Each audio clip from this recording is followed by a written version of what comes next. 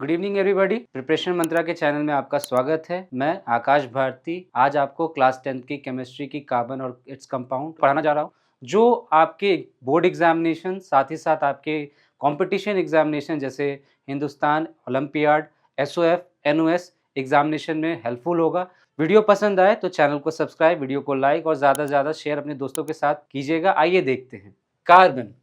Carbon ये chapter क्यों separately पढ़ा जाता है क्लास 10th में और आगे चल के ये हमारा ऑर्गेनिक केमिस्ट्री का ब्रांच बन जाता है, क्योंकि कार्बन के पास एक ऐसी प्रॉपर्टी होती है जो उसको सब एलिमेंट से अलग बनाता है, जो होती है सेल्फ लिंकिंग की और एक स्टेबल कंपाउंड बनाने की। क्यों कर पाता है ऐसा, क्या खास बात है कार्बन में, आइए देखते हैं। पहला, पीरियोडिक टेबल में जो पोजीशन होता है कार्बन का, the position of the carbon element in the periodic table क्या है, वो 6th पोजीशन पे है। मतलब इसका जो एटॉमिक नंबर है, एटॉमिक नंबर ऑफ कार्बन वो हमारा पास 6 है। It means it have a 6 electron as well as 6 proton in their orbit. Okay, so the electronic configuration is actually based on the number of electrons. So what is the electronic configuration in the form of k element?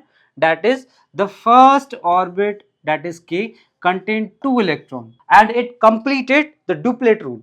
Now in another cell, that is L contain maximum number of accommodation of electron in L cell is 8, but due to 2 electron is shifted in K cell, the remaining 4 electrons shifted into the L cell.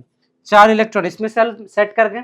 Set करने की वजह से अगर इसको अपने घर को भरना है तो इनको 4 इलेक्ट्रॉन कोई एलिमेंट इसको देगा अपने ऑर्बिट से, या अपने चारों इलेक्ट्रॉन को ये किसी को दे देगा। ये चीज पॉसिबल नहीं है, ना ये इलेक्ट्रॉन किसी को एलिमेंट इसको देगा, ना 4 इलेक्ट्रॉन अपने घर में से या ऑर्बिट में से निकाल पाएगा। तो ये क्यों होता है, ये होता है पावर एकोमोडेशन की वजह से। व्हाट इज पावर एकोमोडेशन का मतलब क्या होता है, मतलब जब ये लूज करेगा तो required when it lose 4 electron it required lots of energy.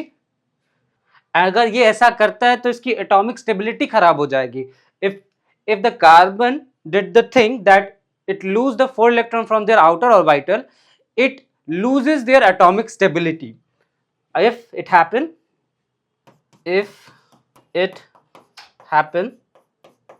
then carbon lose their atomic stability.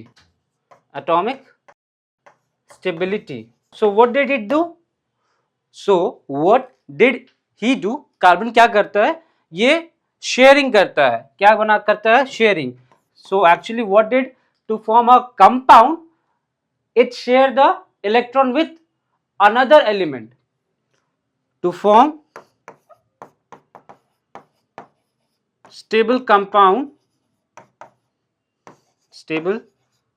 compound or it create covalent bond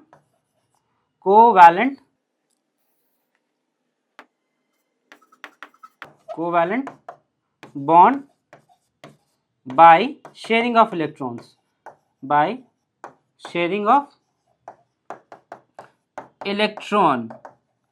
with other element, okay.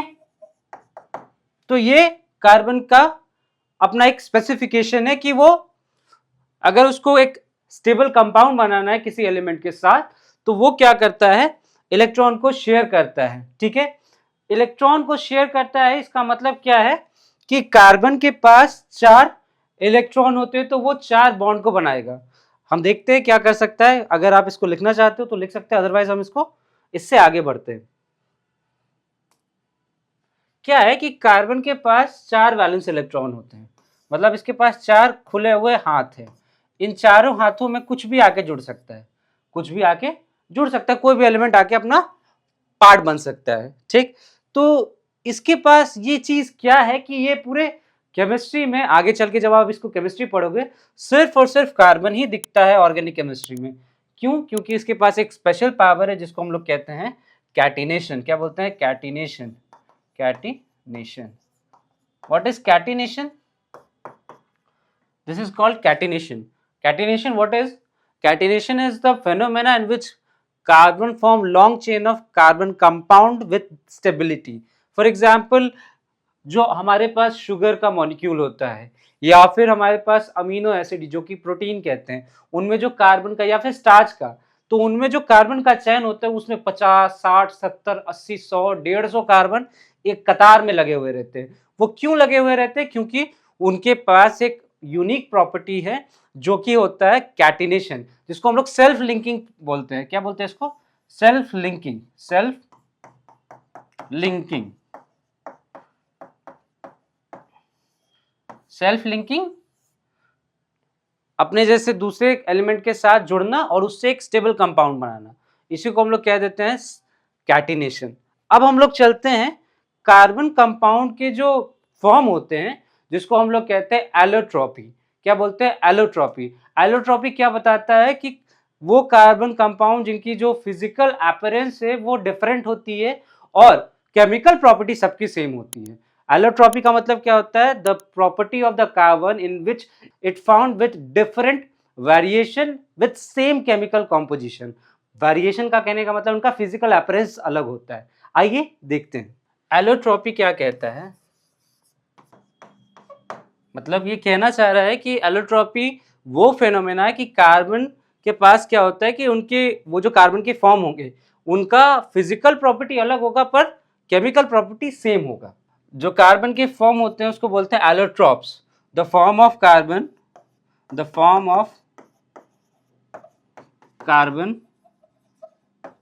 Called allotropes.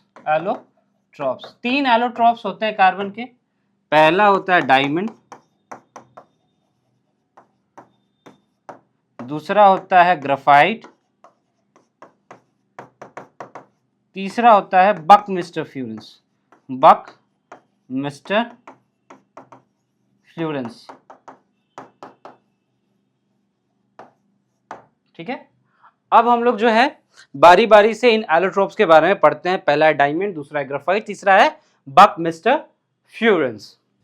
आइए देखते हैं डायमंड के बारे में। डायमंड जो है कार्बन का allotrope ही है और इसका जो स्ट्रक्चर होता है वो टेट्राहेड्रल स्ट्रक्चर होता है। टेट्राहेड्रल स्ट्रक्चर का मतलब कि एक कार्बन एटम बगल के 4 कार्बन एटम से जुड़ा हुआ रहता है, जिससे एक सॉलिड सा शेप आता है।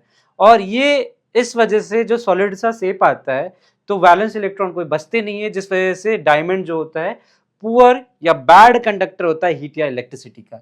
इसका जो स्ट्रक्चर है कुछ इस तरीके से दिखता है और यहाँ पे एक कार्बन एटम अगले 4 एडजेसेंट कार्बन एटम के साथ जुड़ता है। अब हम लोग जो है कार्बन के ये जो एलोट्रॉप है डायमंड, इसके यूजेस और इसके बारे में कुछ जानते हैं। आइए देखते हैं। डायमंड की प्रॉपर्टी जो होती है, पहला ये कुदरती तौर पे सबसे हार्डेस्ट सब्सटेंस है। रिफ्रैक्टिव इंडेक्स मतलब जब इसमें रोशनी की किरण जाती है तो ये 2.5 डिग्री पे मूव करती है और जिस वजह से मल्टीपल रिफ्लेक्शन होते हैं। उसके बाद ये इनसॉल्युबल होते हैं सॉल्वेंट में, मतलब ये घुलते नहीं है किसी भी किस्म के सॉल्वेंट में या लिक्विड में। उसके बाद बैड कंडक्टर होते हैं हीट और इलेक्ट्रिसिटी की, क्योंकि इनमें वैलेंस इलेक्ट्रॉन या फ्री इलेक्ट्रॉन प्रेजेंट होता नहीं है। पांचवा जो है इसकी जो डेंसिटी होती है वो 3.5 ग्राम पर सेंटीमीटर क्यूब होता है। और छठा ये जो होता है ब्रिटल इन नेचर होता है। अब हम आते हैं ग्राफाइट के ऊपर में। ग्राफाइट बनता कैसे है? इसको बनाने के लिए केमिकल प्रोसेस यूज किया जाता है, जहाँ पे सिलिकॉन डाइऑक्साइड जो बेसिकली सैंड होता है, सैंड को क्या किया जाता है 3 कार्बन एटम के साथ कंबाइन किया जाता है और रिएक्ट किया जाता है in the presence of catalyst, जहाँ पे फेरिक ऑक्साइड कैटलिस्ट होता है और टेम्परेचर 3000 डिग्री सेंटीग्रेड होता है, 3000 डिग्री सेंटीग्रेड। और हमें जो मिलता है वो सिलिकॉन कार्बाइड मिलता है और 2 मॉलिक्यूल ऑफ कार्बन मोनोऑक्साइड मिलता है। इसी सिलिकॉन कार्बाइड को जब हम हीट करते हैं तो सिलिकॉन अलग और कार्बन सेपरेट मिलता है और ये जो कार्बन होता है यही ग्राफाइट होती है। ग्राफाइट का जो स्ट्रक्चर होता है वो हेक्सागोनल होता है, मतलब एक हेक्सागोनल शीट जहाँ बहुत सारे हेक्सागोनल शीट एक दूसरे के साथ जुड़ते हैं। किस फोर्स के द्वारा? वंडरवॉल फोर्स के द्वारा। ये वंडरवॉल फोर्स जो होता है ये वीक फोर्स होता है, जिस वजह से ग्राफाइट जो होता है बड़ा सॉफ्ट नेचर का होता है, डायमंड की तरह नहीं होता है हार्ड। क्योंकि अगर आप देखते हो कि ग्राफाइट को हल्का सा आप थोड़ा सा भी पिंच या फिर आप बिट करोगे तो वो क्या होगा, टूट जाएगा।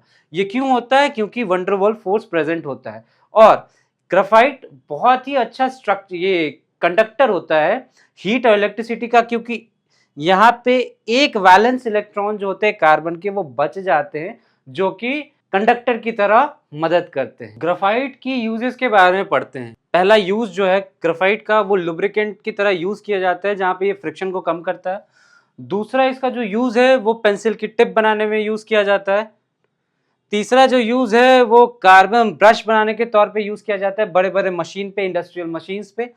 चौथा जो इसका यूज है वो कार्बन इलेक्ट्रोड बनाने के तौर पे यूज किया जाता है। जो आप लिक्विड यूज करते हो, मोटाइन लिक्विड, उसमें जो रॉड लगा हुआ रहता है ब्लैक कलर का, वो ग्राफाइट का ही बना हुआ रहता है।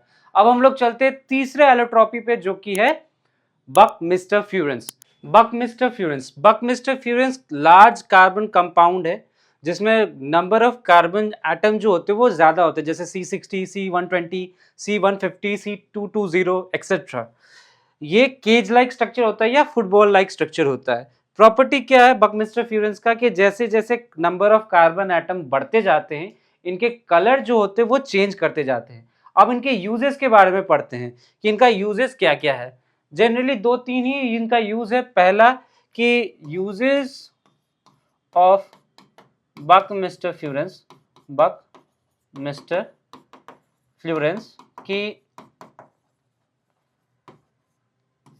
पहला इसका जो यूज है, it is use to make insulator. It is use to make insulator. और दूसरा इसका भी यूज है कि सुपर कंडक्टर बनाने में इसको यूज किया जाता है। It is used to make super conductor. मतलब पहला इंसुलेटर, दूसरा सुपर कंडक्टर। ये हमारे एलोट्रॉपी थे जो कि हमारे 10th क्लास में पढ़ने थे। तो बच्चों आज के लिए बस इतना ही, नेक्स्ट वीडियो में मिलते हैं। तब तक के लिए चैनल को सब्सक्राइब कीजिए, वीडियो को लाइक कीजिए और ज़्यादा से ज़्यादा अपने दोस्तों के साथ शेयर कीजिए। Thank you so much.